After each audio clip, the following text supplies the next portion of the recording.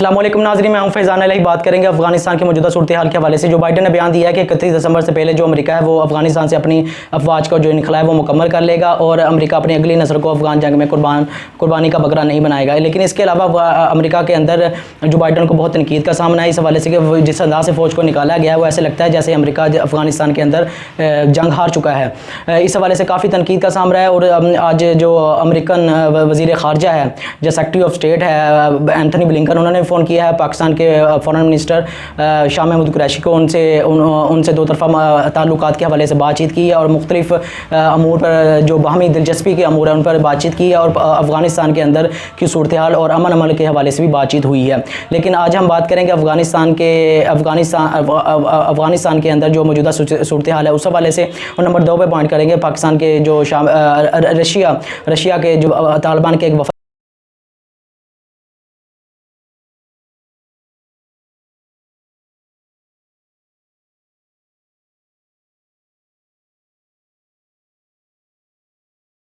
صورتحال پہ بات کریں گے۔ سب سے پہلے ہم بات کرتے ہیں افغانستان کے اندر موجودہ صورتحال کے حوالے سے۔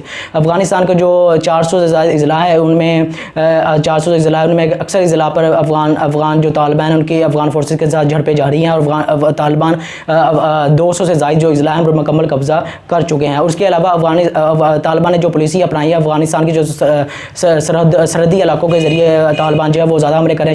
اگر ہم شمالی افغانستان کی طرف دیکھیں تو وہاں پہ بدخشاں کا جو شیر خان کا علاقہ ہے وہاں پہ طالبان نے حملہ کیا اور تاجکستان کی افغانستان کی سرحد کو پار کر کے تاجکستان کی طرف چلا گیا۔ اس کے علاوہ جو رشیا ہے، رشیا نے اس پر تحفظات کا اظہار کیا اور رشیا نے تاجکستان کی حکومت سے مطالبہ کیا کہ اپنے بارڈر پر افغانستان کے ساتھ بارڈر پہ 20,000 جو افواج ہیں اس کو تعینات کیا جائے تاکہ جو رشیا کے جو تحفظات ہیں وہ اس پر وہ دور ہو سکے۔ اگر ایران کے ساتھ موجودہ صورتحال کے حوالے سے بات کی جائے تو ابھی کچھ دیر پہلے افغانستان کے جو فارن منسٹر ان کا بیان ہے کہ طالبان کے ساتھ جھڑپوں کی صورت میں کچھ افغان فورسز کے جو جوان ہیں وہ انہوں نے ایران کی سرحد عبور کی ہے اور جو علاقہ ہے ایران کا اس کی طرف چلے گئے ہیں اور یہ ان کی تعداد جو ایران کی جو فارن پالیسی ہے انہوں نے تقریباً 300 کے لگ بھگ بتائی ہے۔ اس کے علاوہ ترکم کا جو بارڈر ہے ہمارے ساتھ لگتا ہے، خیبر کا چمن کا لگتا ہے، اس حوالے سے وہاں پہ جھڑپیں جاری ہیں اور افغان طالبان کا پورا اس بات پہ زور ہے کہ وہ کسی نہ کسی طرح کے جو سرحدی تمام علاقے ہیں ان پر اپنا قبضہ جما لے۔ یہ صورتحال افغانستان کے مختلف سرحدی علاقوں کے حوالے سے اور افغانستان کے اندر مختلف اضلاع جو ہیں اس حوالے سے ہے۔ لیکن افغانستان کے اندر اگر ہم دیکھیں تو طالبان کے جو ترجمان ہیں سہیل شاہین، انہوں نے کہا ہے کہ ہماری کوشش ہوگی افغانستان کے جو بڑے شہر ہیں ان کے جو دارالحکومت ہیں، جو ان کے کیپٹلز ہیں، ان کی طرف ان کو فتح نہ کیا جائے۔ اس کی وجہ انہوں نے یہ بتائی کہ ہم بالکل بھی نہیں چاہتے کہ قتل عام ہو یا کسی قسم کا خونریزی ہو، ہم معاملات کو فہم و تفہیم سے اس کا حل چاہتے ہیں۔ اسی وجہ سے تہران کے اندر آپ کو جیسے پتہ ہے کہ مذاکرات کا سلسلہ جاری ہے اور پہلا ہو چکا اور اس حوالے سے افغان فورسز اور افغان طالبان میں کسی حد تک اس موقف کے حوالے سے اس موقف اپنا لیا گیا کہ مستقبل کی اسلامی حکومت کے لیے جو پیرامیٹرز ہیں یا قواعد ہیں اور اس کی ملاقات یا لوکیشن کے حوالے سے ڈیسائیڈ کیا جائے گا کہ افریقین اپنے مطالبات کے حوالے سے اس معاملے کو مذاکرات کے ذریعے حل کریں گے۔ یہ تہران کے اندر صورتحال تھی۔ لیکن اگر ہم رشیا کے اندر بات کریں افغان طالبان کے حوالے سے، لیکن اس سے پہلے میں آپ کو ایک بات بتا دوں، طالبان کا ایک وفد گیا ہے رشیا کے اندر۔ جو رشیا کے اندر وفد گیا ہے طالبان کا، ان کے جو سربراہ ہیں مولانا دلاور، ان کا بیان آیا ہے کہ اگر ہم چاہیں تو افغانستان پر قبضہ اگلے 2 ہفتے میں کر سکتے ہیں۔ اس بیان کی بہت زیادہ چرچا ہوا، آپ نے یقیناً اس بیان کو سنا ہوگا۔ لیکن انہوں نے ایک بات اور کہی کہ افغانستان کے 80 سے 85 حصے پر جو افغان طالبان ہیں ان کا قبضہ ہو چکا ہے۔ لیکن پاکستان کے جو DGISPR ہیں انہوں نے اس حوالے سے تحفظات کا اظہار کیا، لیکن ہم اس پہ بات کریں بعد میں۔ پہلے جو رشیا کا اس بارے میں موقف ہے، کیونکہ رشیا کے بارے میں پہلے آپ کو 2-3 باتیں بتا دوں کہ رشیا نے 2003 سے افغانستان کے جو طالبان ان کو ایک دہشت گرد تنظیم قرار دیا تھا۔ لیکن اس کے علاوہ 2019 میں جب مذاکرات کا سلسلہ شروع ہوا تو طالبان نے رشیا نے مذاکرات مذاکرات کے حوالے سے اپنا پلیٹ فارم مہیا کیا تھا طالبان کو اور افغان حکومت کی اب جو اپوزیشن ہے افغانستان کی حکومت کو نہیں. تو افغانستان کی حکومت اس 2019 کے بعد سے دو تین دفعہ جو مذاکرات ہو چکے ہیں رشیا کے اندر. تو رشیا نے افغانستان کے اندر طالبان اور اپوزیشن کو اپنا پلیٹ فارم مہیا کیا تھا افغان حکومت کو نہیں. لیکن ابھی جو کچھ عرصہ پہلے جو مذاکرات کا سلسلہ شروع ہوا تو اس میں طالبان کی جو حکومت ہے ان کا بھی موقف جو ہے وہ شامل کیا گیا تھا یا افغان حکام کو بھی اس مذاکرات کے سلسلے میں شامل کیا گیا تھا. لیکن سب سے پہلے اگر ہم افغانستان کے اندر رشیا کے جو فارن منسٹر ان کی بات کریں تو وہ کہتے ہیں کہ ضمیر کابلوف ہیں. وہ کابلوف ہیں یہ افغانستان کے اندر جو نمائندہ اسپیشل اسسٹنٹ ہم کہہ سکتے ہیں یا نمائندہ خصوصی ہیں رشیا کے افغانستان کے اندر. وہ کہتے ہیں افغانستان کے بارے میں روس کے خصوصی نمائندہ جو ضمیر کابلوف ان کا نام ہے وہ کہتے ہیں کہ صورتحال کا واحد حل افغانستان میں ایک ایسی وسیع البنیاد حکومت کا قیام ہے جس میں پشتون تاجک اور ہزارہ برادریوں کی نمائندگی ہو. اس کا مطلب یہ ہے کہ وہ بالکل بھی نہیں چاہتے جو افغان فورسیں ہیں جو افغان حکام ہیں ان کی حکومت نہ ہو, کیونکہ افغانستان کے اندر جو طالبان ہیں انہوں نے اسٹرگل کیا 20 سال, اس لیے ہمارا جو موقف افغان طالبان کے ساتھ ہے اور ہم چاہتے ہیں کہ طالبان کی حکومت ہو اور افغانستان کے جتنے بھی طبقے ہیں چاہے وہ تاجک ہوں, پشتون ہوں یا ہزارہ ہوں, ان کی نمائندگی ان میں شامل ہونے چاہیے. اسی حوالے سے طالبان نے ایران کے ساتھ, ایران کی ہزارہ برادری اور مختلف جو طبقے ہیں ان کے ساتھ مذاکرات سلسلہ شروع کر دیا تاکہ جو ایک متحدہ حکومت ہے کی طرف بڑھا جا سکے.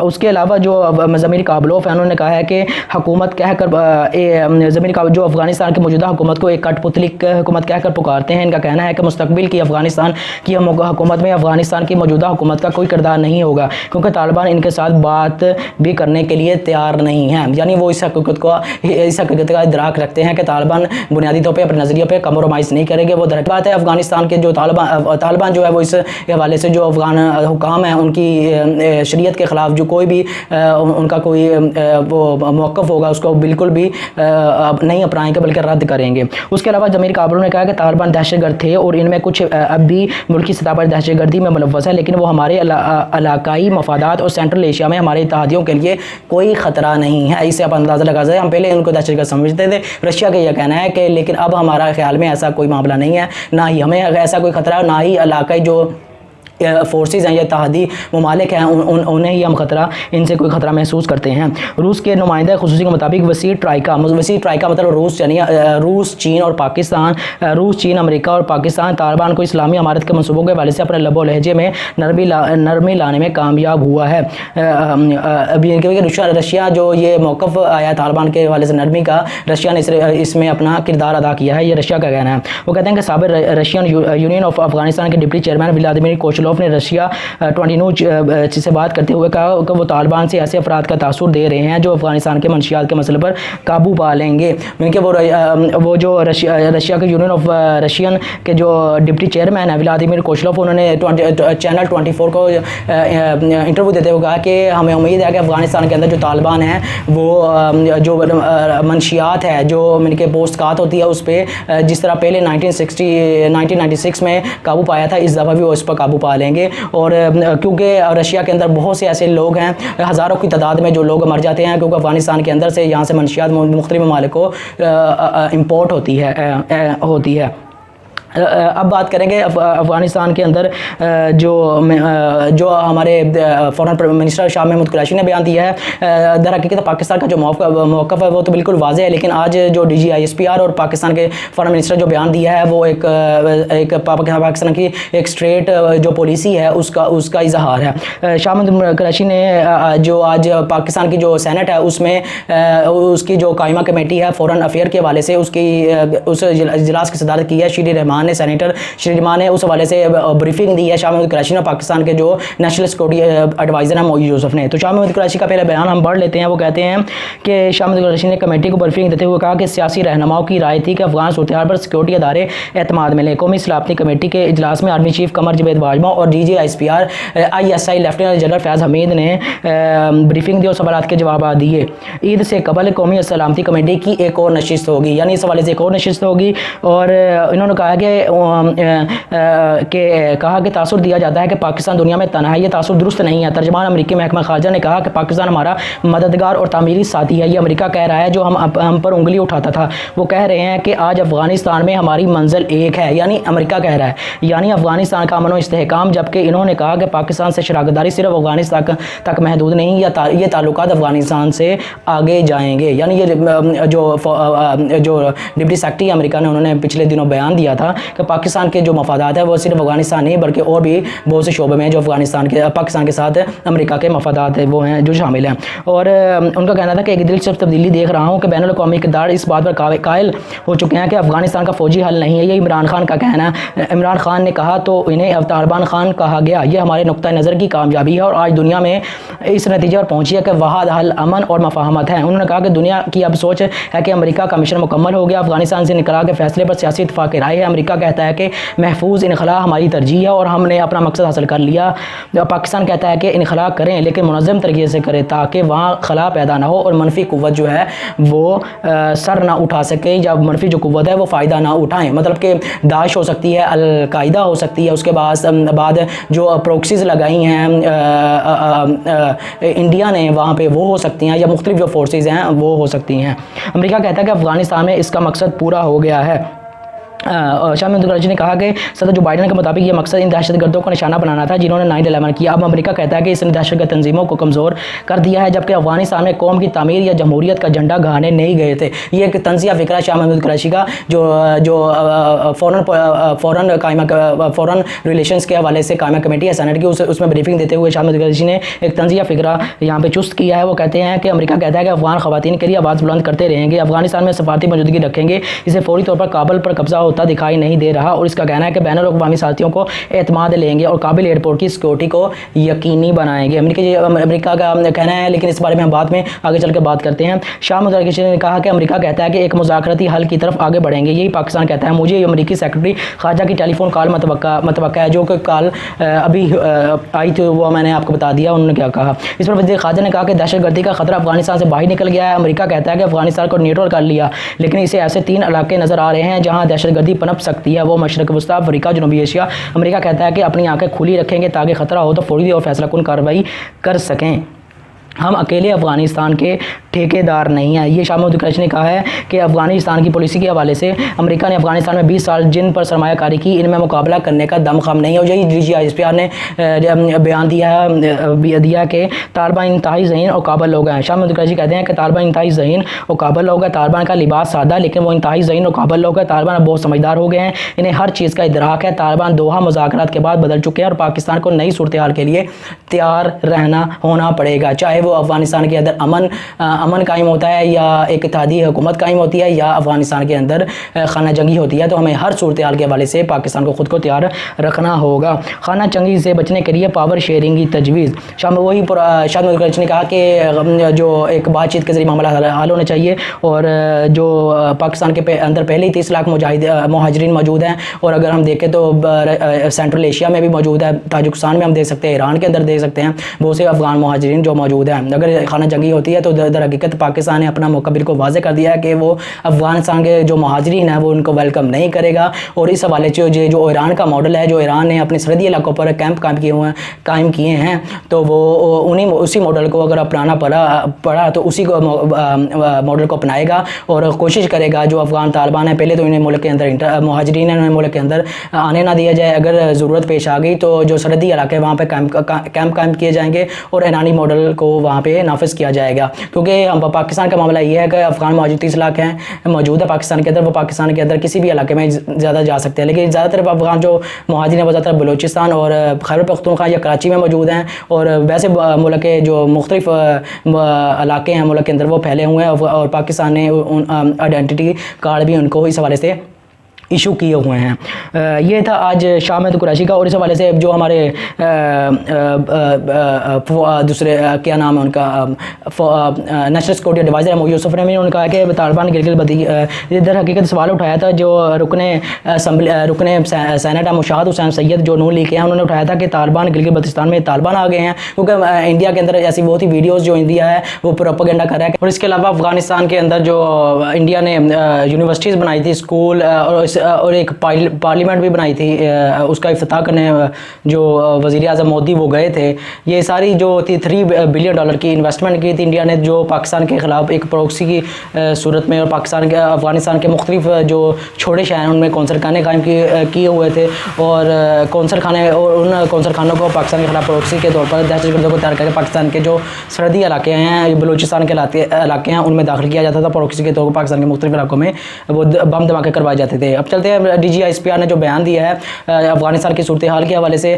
وہ D G I S P R وہ کہتے ہیں کہ سب سے پہلے جو انہوں نے ہیڈ لائن جسے ہم کہیں وہ بنائی ہے, وہ کہتے ہیں کہ افغان امن عمل میں پاکستان سہولت کار ہے, ضامن نہیں. یعنی ایک سہولت کار کے طور پر پاکستان افغان امن عمل کے حوالے سے اس میں اس کا وہ ایک اس میں شامل ہے, لیکن ضامن کے ایک ضامن نہیں ہے. لیکن یعنی یہ پاکستان پہ فرض نہیں ہے کہ افغانستان کے اندر وہی امن قائم کرے گا. پھر D G I S P R نے کہا کہ افغان امن عمل کے بہت سے پہلو ہیں اور اس وقت یہ ایک انتہائی اہم مرحلے پر ہے اور ہر کوئی یہ سمجھتا ہے. میرا کہنا تھا کہ جہاں تک پاکستان کی بات ہے تو پاکستان نے پوری خلوص نیت سے امن عمل کو آگے بڑھانے کی کوشش کی ہے, جس میں یقیناً دیگر اسٹیک ہولڈرز بھی شامل رہے ہیں, لیکن پاکستان کا ایک کلیدی کردار ہے. ظاہری بات ہے پاکستان نے ہی طالبان اور امریکہ کو دوحہ میں قطر میں ایک ٹیبل پہ بٹھایا تھا اور مذاکرات کے ذریعے یہ معاملات آج یہاں تک موجود ہیں. ان کا کہنا تھا کہ یہ سمجھنے کی ضرورت ہے کہ پاکستان اس امن عمل میں سہولت کار رہا ہے اور ابھی بھی یہ کردار ادا کر رہا ہے, لیکن ضامن نہیں ہے. میجر جنرل بابر افتخار نے کہا کہ اس امن عمل کا انحصار مختلف افغان دھڑوں پر ہے, جنہوں نے آپس میں بات کر کے خود کو اس بات کا فیصلہ کرنا ہے کہ انہوں نے افغانستان کو آگے کیسے لے کر جانا ہے. ایک سوال کے جواب میں انہوں نے کہا کہ 20 سالوں میں افغان نیشنل آرمی پر بہت اخراجات ہوئے اور امریکہ نے ان کی تربیت کی ہے. یعنی 3 لاکھ کے قریب جو افغان فورسز ہیں وہ D G I S P I indirectly یہ کہہ رہے ہیں کہ اگر وہ اب بھی افغانستان کا دفاع نہیں کر سکتے تو ان پر جو اتنی انویسٹمنٹ کی امریکہ نے تو وہ کس کام کی. اگر 65,000 جو طالبان ہیں وہ افغانستان کے مختلف علاقوں کو وہ فتح کرتے چلے جا رہے ہیں. وہ کہتے ہیں کہ 85% حصے پر قبضے کرنے کا دعویٰ کیا گیا ہے, لیکن پاک فوج کے ترجمان نے کہا کہ طالبان افغانستان کے 45 سے 50% حصے پر قبضہ کر چکے ہیں, لیکن 85% حصے پر قبضے کا دعویٰ مبالغہ رائی یا اسپیکولیشنز پر مبنی نظر آتا ہے. ان کا کہنا تھا کہ امریکہ افواج کا انخلا, وہی بیان وہ کہتے ہیں کہ افغانستان کے مسائل کا ذمہ دار پاکستان کو قرار دیا جاتا ہے. افغان حکومت کا بھی یہی الزام عائد کرتی رہی ہے, لیکن اب فوج کی حیثیت سے میرا ماننا ہے کہ افغان نیشنل آرمی پر جتنے اخراجات کیے گئے ہیں تو انہیں اپنے ملک میں پیدا ہونے والے ان حالات کا خود سامنا کرنا چاہیے اور ان میں یہ استعداد ہونی چاہیے. اور army general D G I S P R نے کہا کہ 20 سال میں فیصلہ نہیں کیا تو آگے کیا فیصلہ کریں گے. یعنی بندوق نے 20 سال میں فیصلہ نہیں کیا تو آگے کیا فیصلہ کرے گی. طالبان کی حالیہ پیش قدمی محض ایک جارحانہ مرحلہ ہے, یعنی وہ لیکن بہرحال فیصلہ بیٹھ کر ہی ہونا ہے, ورنہ یہ امن عمل خانہ جنگی اور جنگ میں بدل جائے گا جس میں کسی کا بھی بھلا نہیں ہے. اور انہوں نے کہا کہ جو باڑھ کے بارے میں بات کی ہے کہ باڑھ کے بارے میں کافی حد تک کام مکمل ہو چکا ہے. اس حوالے سے جو تھوڑا سا کام رہ گیا وہ بھی آنے والے کچھ ہفتوں میں اس کو مکمل کر لیا جائے گا. D G I S P R نے کہا کہ بارڈر مینجمنٹ کا سیکورٹی کا طریقہ کار بہت بہتر ہے اور ہمیں امید ہے کہ ہم اس صورتحال پر قابو پانے میں کامیاب رہیں گے. ایک سوال کے جواب میں میجر جنرل بابر افتخار نے کہا کہ امریکہ سے تمام اسٹیک ہولڈرز کا ایک ہی مطالبہ تھا کہ وہ افغانستان سے ذمہ دارانہ انخلا کریں, جس کا یہ مطلب تھا کہ اقتدار کی پرامن طریقے سے منتقلی ہو چکی ہو اور اس کے بعد وہ نکلے, لیکن انخلا تھوڑا جلدی ہو گیا.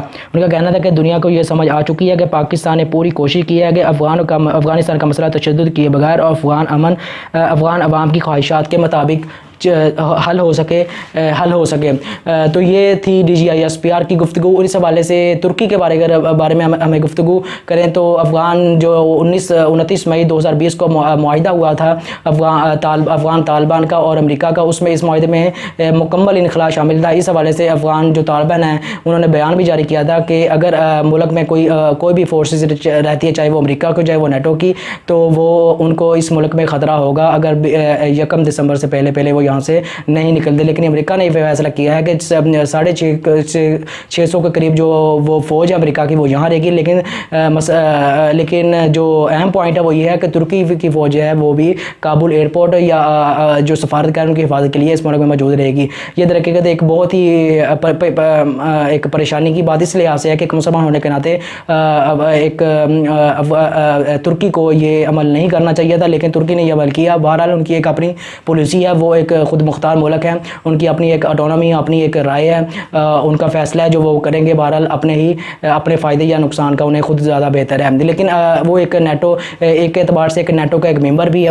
بہرحال اس پر پوری یورپی جو کنٹریز ہیں ان سے نیٹو کے ذریعے یا یورپی یونین کے ذریعے بہت سے مفادات وابستہ ہیں، تو اپنے مفادات کو پیش نظر رکھ کر وہ نیٹو کے دباؤ میں یا یورپی ممالک کے دباؤ میں بھی یہ فیصلہ متوقع ہو سکتا ہے کہ ترکی نے جو کیا ہو۔ لیکن اگر افغانستان کے موجودہ صورتحال کے حوالے سے ہم بات کریں تو افغانستان کے اندر جو طالبان ہیں انہوں نے مختلف علاقوں کو قبضہ لے لیا ہے، یا تو افغان جو فورسز ہیں طالبان کے ساتھ انہوں نے ان کے سامنے ہتھیار ڈال دیے ہیں، یا انہوں نے لڑنے سے منع کر دیا، یا جو سرحدی علاقے ہیں ان کی طرف وہ جو ہیں وہ جو سرحدیں ہیں وہ پار کر کے دوسری سرحدوں کی طرف جا چکے ہیں۔ یہ ملک کی موجودہ صورتحال، لیکن اس حوالے سے ہم مکمل گفتگو کریں گے، حدیث کے حوالے سے اس کو سمجھنے کی کوشش کریں گے، اور میرا آئندہ آنے والے کچھ دنوں میں ویلوگ بناؤں گا، اس میں ہم مکمل گفتگو کریں گے کہ افغانستان کا مستقبل، حال، ماضی اور مستقبل کے حوالے سے بات کریں گے، اور اسلام جو وہاں پہ اسلامی ایک ریاست قائم ہونے جا رہی ہے وہ در حقیقت اللہ کے رسول صلی اللہ علیہ وسلم کی واضح